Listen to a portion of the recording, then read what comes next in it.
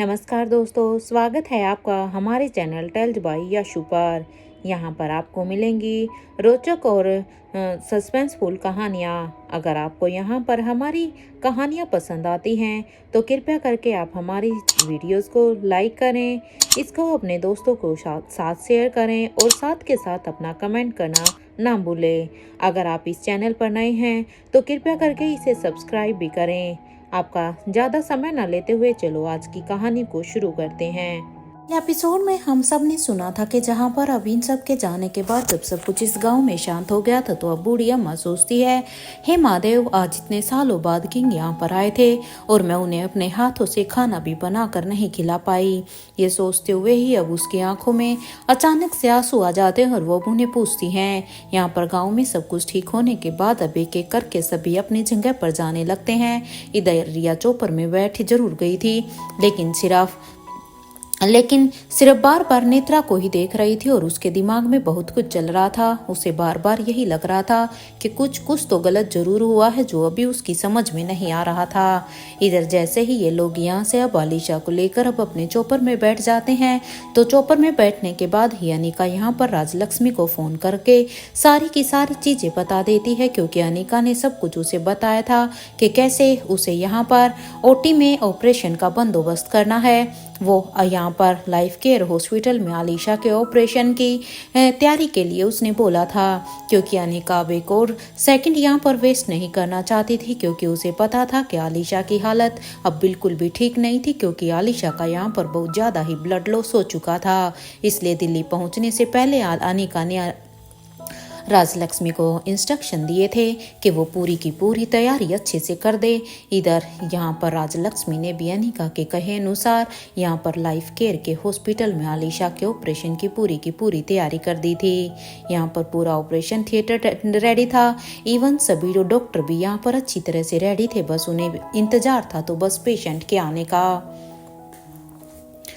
वे सब यहाँ पर आलिशा और अनिका के आने का ही वेट कर रहे थे। इधर लाइफ केयर हॉस्पिटल के बेस्ट डॉक्टर की टीम के साथ वहाँ पर अब कविन आलिशा का वेट कर रही थी कि कुछ ही देर में भी यहाँ पर एकदम से लिफ्ट का दरवाजा खुला तो राजलक्ष्मी जब पीछे मुड़कर देखती है तो मिस्टर मारवा को देखकर तो एकदम से ही शॉक हो गई थी, क्योंकि यहाँ पर सभी को लगा था कि रोहित मारवा की तो मृत्यु हो गई है, क्योंकि उन्होंने खुद अपनी आंखों से देखा था कि किस तरह से गुलेरिया हाउस में करण गुलेरिया ने रोहित को छत से धक्का दे दिया था और ऑन द स्पॉट ही उनकी मृत्यु हो गई थी। इसलिए जब राजलक्ष्मी ने अपनी आंखों से सबसे पहले यहाँ पर रोहित को देखा तो उसे एकदम से ही 440 वोट का एक झटका लगता है। उसे कुछ समझ में ही नहीं आ रहा था कि ये कौन है, क्या ये सच में रोहित मारवा ही है या उसका कोई डुप्लीकेट है। लेकिन अगर ये डुप्लीकेट है तो ये कैसे संभव हो सकता है, और अगर ये रोहित है तो रोहित की तो मृत्यु हो गई थी, तो फिर ये अभी जिंदा कैसे है। उसे कुछ समझ में ही नहीं आ रहा था। इधर राजलक्ष्मी अपने ख्यालों में ही थी कि तभी रोहित अब यहाँ पर राजलक्ष्मी के बिल्कुल ही पास आ जाता है और अब उसके पास आकर कहता है, क्या ओटी रेडी है। अब यहाँ पर रोहित ने राजलक्ष्मी से ये सवाल किया था, लेकिन राजलक्ष्मी अभी अपने सेंस में ही नहीं थी, वो अभी अपने शौक में ही थी। इसलिए उस शौक के कारण राजलक्ष्मी के कानों में यहाँ पर रोहित की आवाज गई ही नहीं और वो उसे कोई भी जवाब नहीं देती। वो तो बस रोहित मारवा को बिना पल के झपकाए बस देखे ही जा रही थी। उसे कुछ समझ में ही नहीं आ रहा था। यहाँ जो हाल राजलक्ष्मी के साथ था वही हाल यहाँ बाकी सब डॉक्टर के साथ भी था, क्योंकि जब रोहित मारवा की मृत्यु हुई थी तो यहाँ पर पूरे के पूरे इंडिया में इस बात को न्यूज़ चैनल पर बढ़ा चढ़ा कर बताया गया था कि द बिजनेस टाइकून रोहित मारवा भी इस दुनिया में नहीं रहा। लेकिन अब अपनी आंखों के सामने रोहित को देखकर अब जो हाल राजलक्ष्मी का था वहाँ डॉक्टर के साथ यहाँ बाकी सब का भी था। किसी को अपनी आंखों के ऊपर यकीन ही नहीं हो रहा था। यहाँ पर कुछ लोग तो ऐसे थे जो अपनी आंखों को मसल कर देख रहे थे कि कहीं वो कोई सपना तो नहीं देख रहे। इधर राजलक्ष्मी को इस तरह से ऐसे देखकर बिना कोई जवाब देता हुआ देखकर अब रोहित अब क्योंकि रोहित के पास समय नहीं था, अब रोहित अपनी एक कड़कते आवाज में फिर से चिल्लाता है, डॉक्टर राजलक्ष्मी, आप होश में तो हो? क्या आप मेरी बात सुन सकती हैं? अभी यहाँ पर रोहित ने चिल्लाते हुए ये कहा ही था कि तभी उसकी ये बात सुनते ही राजलक्ष्मी अब फिर से अपने सेंस में आती है और वो बस इतना ही कहती है, यस यस ओटी रेडी है। यहाँ पर कविना लिशा को अब इतना कहने के बाद जल्दी से स्ट्रेचर पर लेटा कर उसे अब ओटी में ले जाया जा रहा था, क्योंकि एक यहाँ पर आलिशा की हालत वहाँ भीमेश्वरी गांव से आते हुए दिल्ली तक आने में और भी ज़्यादा खराब हो गई थी। हालांकि अलेक्जेंडर ने उन्हें अपना वो लेप तो लगाया था, इवन अनिका ने भी खुद वो भी उसका ट्रीटमेंट कर रही थी, लेकिन ब्लड लॉस ज़्यादा होने की वजह से और वहाँ पर सारी की सारी फैसिलिटी ना होने की वजह से अब इसलिए यहाँ पर आलिशा की हालत और भी ख़राब थी। यहाँ जैसे ही आलिशा को ओटी के अंदर लेकर जाया जाता है तब यहाँ पर अनिका राजलक्ष्मी से कहती है, all the best Rajalakshmi. Anika की इस बात पर अब राजलक्ष्मी कहती है, डोंट वरी, मैं संभाल लूँगी मैडम। ये कहते हुए ही राजलक्ष्मी अभी ओटी के अंदर चली जाती है।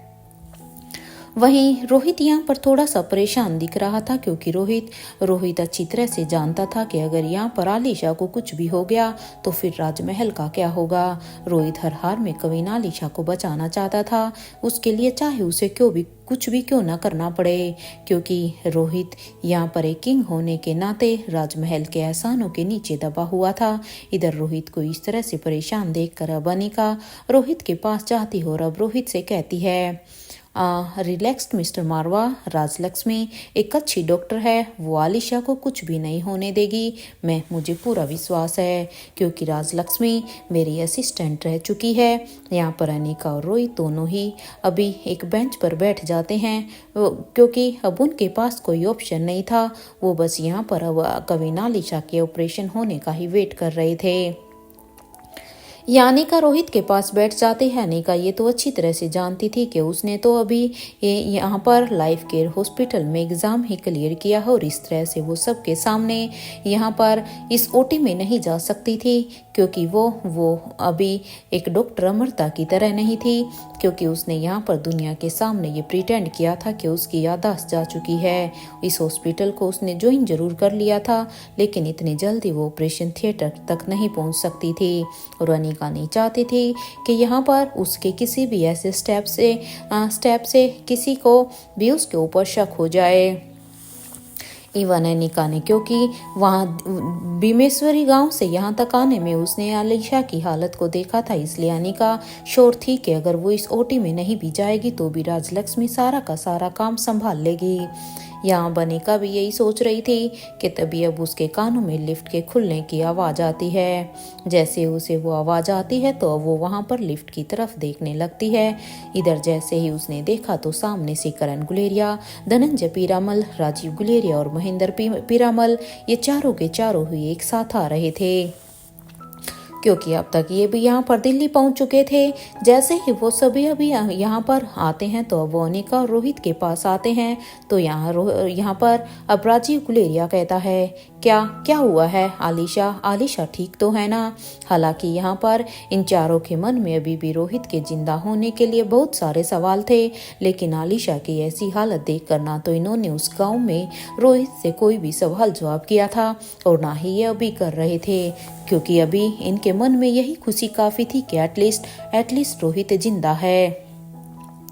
यहाँ पर राजीव की इस बात पर अब अनिका कहती है, डोंट वरी, अभी आलिशा का ऑपरेशन चल रहा है, क्योंकि उसका खून रुक नहीं रहा था ना, उसका बहुत सारा ब्लड लॉस हुआ है। ये सुनते ही अब राजीव गुलेरिया कहता है, अनिका देखो उसे कुछ होगा तो नहीं ना, प्लीज मेरी बच्ची को बचा लो। अब राजीव की इस बात पर अब अनिका कहती है, नहीं वो ठीक हो जाएगी, मैं आपको इस चीज की गारंटी देती हूँ, आलिशा को कुछ भी नहीं होगा, आप प्लीज चिंता मत कीजिए। यहाँ पर राजीव गुलेरिया भी यहाँ पर ऑपरेशन थिएटर के बाहर ही इधर उधर चक्कर काट रहे थे। हालांकि अनिका ने उन्हें बैठने के लिए कहा था, लेकिन वो भी एक बाप होने के नाते इतना बेचैन थे कि ना तो वो यहाँ पर बैठ पा रहे थे, वो बस इधर उधर चक्कर काट रहे थे कि ना जाने कब ऑपरेशन थिएटर की लाइट बंद होएगी और कब डॉक्टर बाहर आएंगे और वो उनसे पूछेगा। तो वहीं यहाँ पर अपने पापा के पास जाते और वो अब अपने पापा से कहती है, पापा वो बच्चे कहाँ पर हैं, बच्चे ठीक ठाक तो पहुँच गए हैं ना। क्योंकि यहाँ पर अनिका और रोहित सीधे ही आलिशा को दिल्ली आने के बाद इधर लेकर आ गए थे, जबकि बच्चे उन्होंने वहीं पर ही स्वाति मल्होत्रा के हवाले छोड़ दिए थे। इस बात पर अब करण गुलेरिया कहते हैं, डोंट वरी अनिका, बच्चे पूरी तरह से ठीक है। इवन वो तो तुम्हारी माँ स्वाति के साथ गुलेरिया हाउस में ही है। तुम बच्चों की चिंता बिल्कुल भी मत करो। यहाँ पर अब सभी की नज़र बस दरवाजे पर ही थी कि कब ये दरवाज़ा खुलेगा और उन्हें आलिशा के बारे में कोई अच्छी खबर मिलेगी।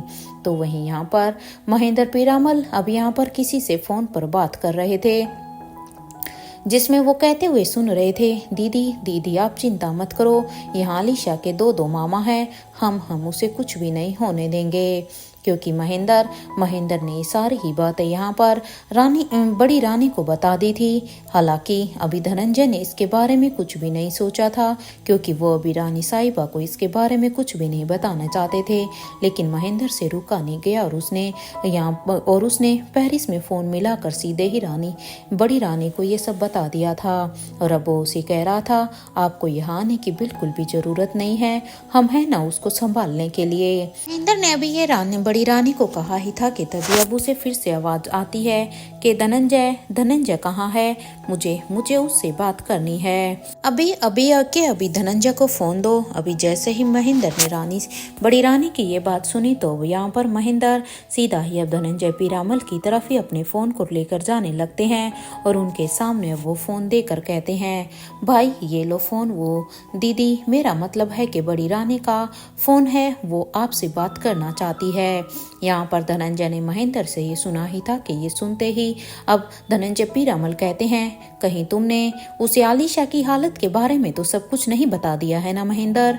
अब धनंजय की इस बात पर अब महेंद्र पीरामल कहते हैं, हाँ भाई मैंने बता तो दिया है, क्योंकि वो एक माँ और मैं अपने आप को ये सब बताने से रोक नहीं पाया।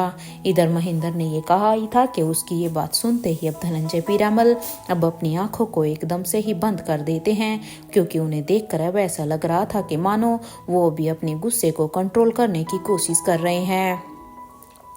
क्योंकि धनंजय बिल्कुल भी बड़ी रानी को ये सब नहीं बताना चाहते थे, क्योंकि वो जानते थे कि जब उन्हें आलिशा के बारे में पता चलेगा तो वो बहुत ही परेशान होगी। वो सारी ही सिचुएशन अंडर कंट्रोल होने के बाद अपने तरीके से बड़ी रानी को ये सब बताना चाहते थे। लेकिन महेंद्र ने तो ये सब बताने में बहुत ज़्यादा ही जल्दबाजी कर दी।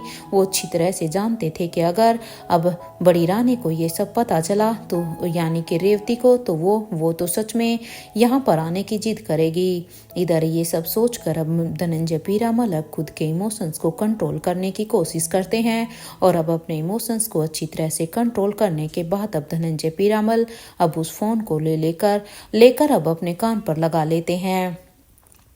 अब यहाँ पर इधर से अब धनंजय पीरामल हेलो कहते हैं तो उन्हें सामने से आवाज आती है, वो कैसी है, आलिशा कैसी है और उसे ये चोट कैसी लगी धनंजय, हम वहाँ पर देखो अभी के अभी आ रहे हैं, हमारा मन बहुत ही घबरा रहा है, हमारी बच्ची सही तो है ना।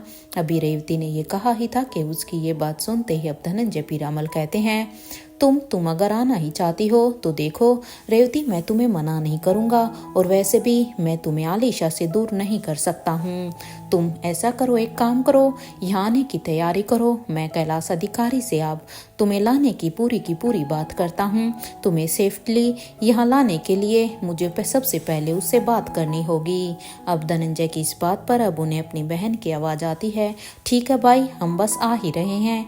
या अपनी बहन रेवती से बात करने के बाद अब धनंजय उस फोन को फिर से महेंद्र पीरामल को देते हुए कहते हैं, महेंद्र, एक बार उसे बताने से पहले अरे पूछ तो लिया होता। तुम्हें पता है ना कि वो आलिशा को लेकर कितनी ही सेंसिटिव है। अगर आलिशा को एक खरोच भी आ जाती है ना तो वो तब भी वहां से यहाँ आने के लिए तैयार हो जाती है। और तुमने तो ऐसी हालत के बारे में उसे बता दिया।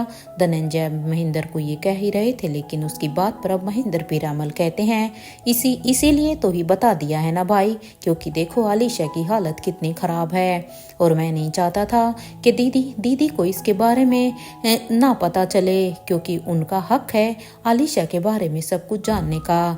वैसे आप बिल्कुल भी चिंता मत कीजिए। इधर महेंद्र ने ये कहा ही था, उसकी बात सुनते ही अब धनंजय पीरामल अब कुछ भी नहीं कहते हैं, क्योंकि अब वो जानते थे कि जिस बात को वो छुपाना चाहते थे वो तो अब तक बड़ी रानी यानी को रेवती को पता ही चल चुकी है। इसलिए अब इस महेंद्र को भी कहने से क्या ही फायदा है। और वो अब अपने फोन से सीधे ही अब कैलाश अधिकारी को कॉल लगा देते हैं। इधर कुछ देर के रिंग के बाद जब सामने से आवाज आती है हेलो, तो कैलाश अधिकारी की आवाज सुनते ही अब धनंजय पीरामल कहते हैं तुम्हें बड़ी रानी को लेकर यहाँ इंडिया आना होगा। मेरा मतलब है कि दिल्ली के लाइफ केयर हॉस्पिटल में उन्हें सकुशल यहाँ पर लेकर पहुँचना है। अब धनंजय की इस बात पर अब कैलाश अधिकारी कहते हैं दिल्ली लाइफ केयर हॉस्पिटल में, लेकिन क्यों? सॉरी, लेकिन मैं ये जानना चाहता हूँ सब ठीक तो है ना वहाँ पर? क्या हुआ है जो उन्हें इस तरह से अचानक से हॉस्पिटल में आप लाने की बात कर रहे हैं?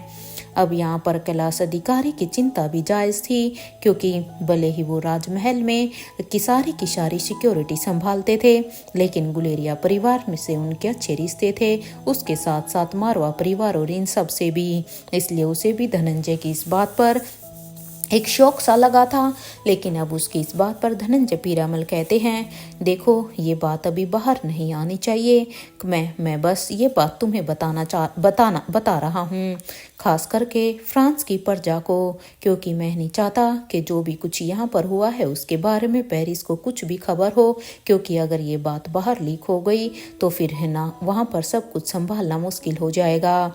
इधर धनंजय ने कहा ही था, ये सुनते ही अब यहाँ पर धनंजय कहते हैं आप मुझे बताइए तो सही क्या क्या हुआ है। अब यहाँ पर कहते हैं कि वो देखो, मैं फिर से तुम्हें कह रहा हूँ, अगर प्रजा को कुछ भी पता चला ना कैलाश, तो वो लोग भड़क जाएंगे। अब उसकी इस बात को सुनकर अब कैलाश अधिकारी फिर से कहते हैं देखिए, आप चिंता मत कीजिए सर, ये बात सामने बिल्कुल भी नहीं आएगी, आप मुझ पर ट्रस्ट कर सकते हैं। ये सुनते ही अब धनंजय पीरामल कहते हैं ठीक है, फिर आराम से सेफली यहाँ पर आओ, क्योंकि यहाँ पर आलिशा की हालत ठीक नहीं है। अब ये सुनते ही तो मानो कैलाश अधिकारियों की भी पैर के नीचे से एकदम से ही जमीन खिसक गई थी, क्योंकि उसे भी अपने कानों पर यकीन ही नहीं हुआ कि उनकी रानी की ऐसी हालत है।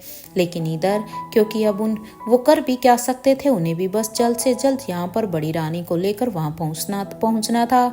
इसलिए अब कैलाश अधिकारी से बात करते हुए ही अब धनंजय पीरामल अब अपने फ़ोन को डिस्कनेक्ट कर देते हैं।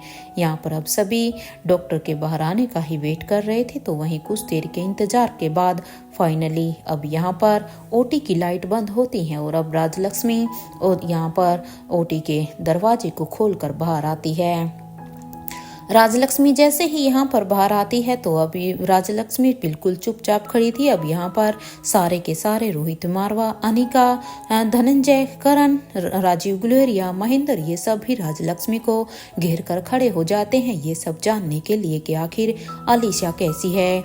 अब यहाँ पे सबके चेहरों पर इस तरह से उन सब के चेहरों को देखकर अब राजलक्ष्मी भी समझ जाती हैं कि वो अभी आलिशा के बारे में ही जानना चाहते हैं।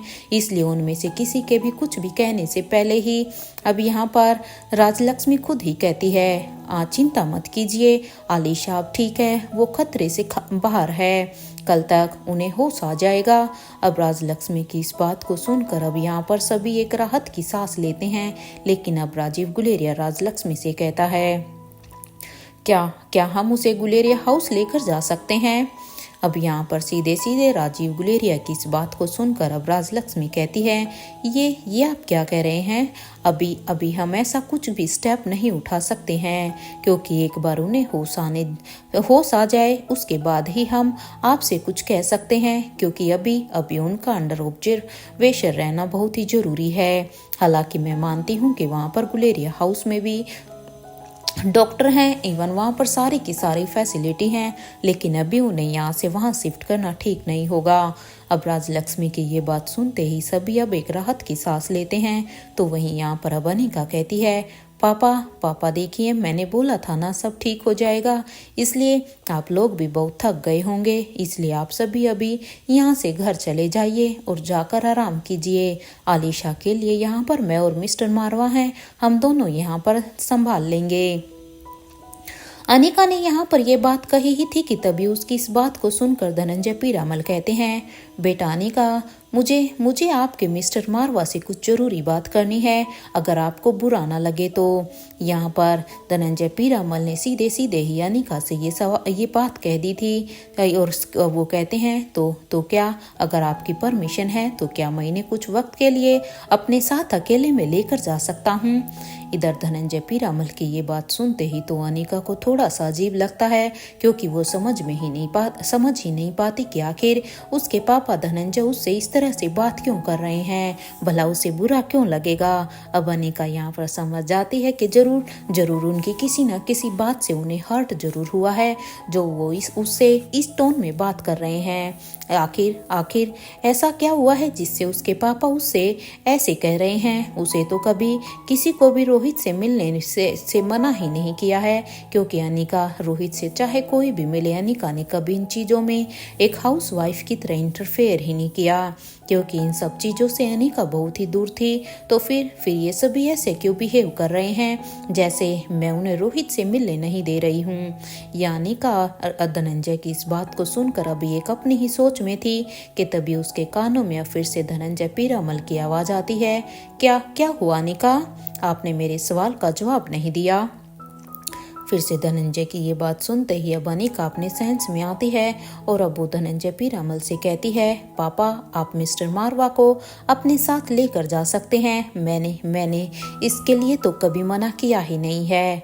अब अनिका की इस बात पर अब धनंजय पीरामल कहते हैं, थैंक यू अनिका, तुमने हमें परमिशन दी। एंड अनिका के मिस्टर मारवा चले। अब बड़े ही टोन के साथ यहाँ पर धनंजय पीरामल ने रोहित से ये कहा। इधर हम ये सुनते ही अब रोहित भी एकदम से हैरान हो जाता है, क्योंकि उसे भी अपने पापा का ये बदला हुआ रूप देखकर हैरानी जरूर होती है, क्योंकि अभी जिस तरह से उन्होंने अनिका से बात की और जिस तरह से अब वो रोहित को अनिका के मिस्टर मारवा कह रहे थे, तो अब ये बात रोहित के लिए भी बड़ी ही अजीब थी। लेकिन अब वो यहाँ पर बिना कुछ रिएक्ट किए चुपचाप अपनी जगह से उठकर अब अपने पापा के साथ आ जाते हैं। और इधर वो दोनों जब रोहित धनंजय के साथ जाता है तो वहाँ पर एक प्राइवेट रूम की तरफ जाने लगते हैं। यहाँ करण गुलेरिया ये सब देख ही रहे थे, लेकिन अब करण गुलेरिया अनिका के पास आते हो और अब अनिका से कहते हैं, अनिका जरा तुम मेरे साथ आना, क्योंकि मुझे भी तुमसे कुछ जरूरी बात करनी है। इधर अपने पापा की ये बात सुनते ही अब अनिका भी समझ जाती हैं कि आखिर ये लोग इस तरह से शायद क्यों बिहेव कर रहे हैं, क्योंकि अब शायद वो उसी बात के बारे में जानना चाहते हैं। इसलिए अब अनिका भी अपने पापा करण गुलेरिया के साथ उनकी तरफ जाने लगती है। तो वहीं यहाँ पर अब महेंद्र पीरामल अब राजीव गुलेरिया से कहते हैं, देख राजीव, तू चिंता मत कर, आलिशा ठीक हो जाएगी, क्योंकि तुमने देखा ना अभी यहाँ पर राजलक्ष्मी ने क्या कहा है, वो पूरी तरह से ठीक है। बस उन्हें कल तक होश आ जाएगा, उसके बाद हम उसे यहाँ से लेकर भी जा सकते हैं। महेंद्र की ये बात सुनते ही अब राजीव गुलेरिया कहता है, पता नहीं भाई, वो नेत्रा की कही हुई बात बार बार मेरे उसी जहन में आ रही है, जब उसने कहा था ना कि मेरी बेटी मेरी मौत लेकर जा रही है। मैं इस बात को बर्दाश्त नहीं कर पा रहा हूँ। भले ही यहाँ पर राजलक्ष्मी ने उसे कह दिया हो कि वो अब खतरे से खाली है, लेकिन कहीं ना कहीं मेरे दिमाग के किसी कोने में अब ये बात घर कर गई है। ये नहीं होना चाहिए था। अरे मेरे किए की सजा मेरी बेटी को नहीं मिलनी चाहिए थी। राजीव की ये बात सुनते ही अब महेंद्र पीरामल कहते हैं, देख राजीव, मैं बस तुझे इतना ही कहूँगा, अभी तू हौसला रख भाई, सब ठीक हो जाएगा, क्योंकि जो होना था वो हो गया, उसको हम नहीं रोक सकते थे। अरे भला किसने सोचा था कि जब तुझ पर वार होगा तो आलिशा इस तरह से एकदम बीच में आ जाएगी। ये तो किसी ने भी नहीं सोचा था ना। तो बस अब हम उस चीज को वापस नहीं ला सकते। मुझे तो बस अभी ये टेंशन है कि जब दीदी यहाँ पर आएगी तो वो यहाँ पर आकर कौन सा तांडव करेगी, क्योंकि आलिशा को कभी अगर खरोच भी आ जाती थी ना तो दीदी सच में पूरे के पूरे राजमहल को सिर पर उठा लेती थी। और अब की बार तो उसकी ऐसी हालत देखकर पता नहीं वो क्या ही करेगी। मुझे तो बस उसी को लेकर थोड़ा सा डर लग रहा है। शायद धनंजय भाई सही कह रहे थे, मुझे दीदी को अभी ये सब कुछ नहीं बताना चाहिए था। मैंने उन्हें बताने में गलती कर दी। इधर महेंद्र की ये बात सुनते ही अब राजीव गुलेरिया कहता है हक बनता है उनका ये सब करने का, क्योंकि माँ है वो, उन्होंने इतने सालों से आलिशा की परवरिश जो की है। यहाँ पर अब सभी अब आलिशा के होश में आने का ही वेट कर रहे थे। तो वहीं इधर दूसरी तरफ एक प्राइवेट रूम में धनंजय पीरामल अब अपने दोनों ही हाथों को सामने फोल्ड करके बस रोहित को ही एकटक देखे जा रहे थे। इधर कुछ देर तक तो उनके बीच में काफी खामोशी थी। ना तो रोहित धनंजय को कुछ बोल रहा था और ना ही धनंजय रोहित से कोई भी सवाल पूछ रहा था। धनंजय बस बिना पल के झपकाए रोहित की तरफ ही देखकर जा रहा था। इधर अपने पापा को अपनी तरफ इस तरह से देखता हुआ देखकर अब रोहित भी खामोश था। उसे भी कुछ अजीब जरूर लग रहा था, लेकिन उसकी अभी अपने पापा के सामने कहने की कुछ हिम्मत नहीं हो रही थी। इधर अपने पापा को ऐसे देखकर अब रोहित फाइनली कहता है क्या हुआ है, आप मुझे ऐसे क्यों देख रहे हैं। रोहित की इस बात पर अब धनंजय पीरामल रोहित को एक जोर का थप्पड़ मार देते हैं, क्योंकि रोहित ने ये कहा ही था कि यहाँ पर धनंजय पीरामल अब अपने गुस्से को कंट्रोल नहीं कर पाए और वो भी यहाँ पर इतनी जोर से रोहित के मुंह पर थप्पड़ मारते हैं कि उसकी आवाज़ अब इस कमरे में गूंजने लगती है। और उस थप्पड़ को मारने के बाद जहाँ अब धनंजय अब भी उसे ही देख रहे थे, तो इधर रोहित को अभी एक पल में कुछ समझ में ही नहीं आया था कि ये अचानक से उसके साथ क्या हुआ। अब वो यहाँ पर अब धनंजय पीरामल कहते हैं क्या सोचकर इतना घटिया मजाक किया तुमने रोहित, सच में तुम्हारे लिए ये सब एक खेल ही है ना तुम और अनिका दोनों हम लोगों को क्या समझते हो। अरे मजाक एक हद तक होता है, लेकिन इतना घटिया मजाक, और वो भी अपनी मौत का। सच में क्या इतने बड़े हो गए हो तुम लोग कि अब ऐसे मजाक अपनी फैमिली के साथ करोगे। अरे तुम्हें अंदाजा भी है कि तुम्हारी इस मौत की वजह से हम सब कितना टूट गए थे। ये कहते हुए ही धनंजय पीरामल अब गुस्से से फिर से रोहित के कॉलर को पकड़ लेते हैं और अब उसके कॉलर को पकड़कर कहते हैं रोहित तुम्हें अंदाजा भी है क्या, अरे क्या बीती होगी हम सब पर, मुझ पर, तुम्हारी माँ पर। जब मैंने तुम्हारी बॉडी वहाँ पर देखी थी ना, तो अनिका और बच्चों के लिए मैंने अपने दर्द को छुपा लिया था। अरे एक भी पल ऐसा नहीं था जब मैं घुट घुट कर ना रोया हूँ, लेकिन जब मैं अनिका और बच्चों को देखता था तो उनके सामने कभी मैंने अपने आंसुओं को नहीं आने दिया।